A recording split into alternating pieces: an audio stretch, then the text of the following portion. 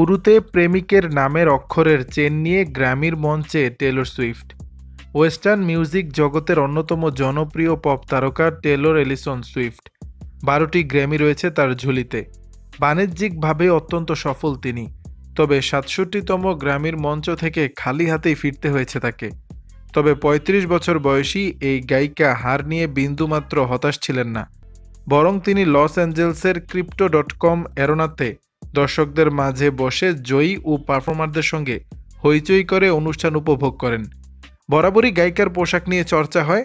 এর আগে তিনি ছক ভেঙে কনের বেশে সাদা গাউনে স্টেজে হাজির হয়েছিলেন। এবার তার পরনে ছিল টুকটুকে লাল রঙের ওয়ান শোল্ডার মিনি ড্রেস।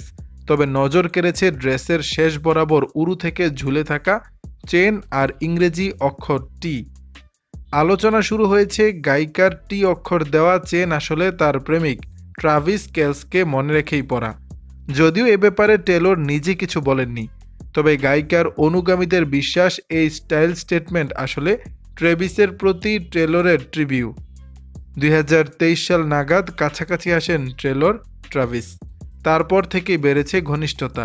দিনে দিনে সবার আলোচনার টপিক হয়ে ওঠে পপস্টার NFL তারকা জুটি।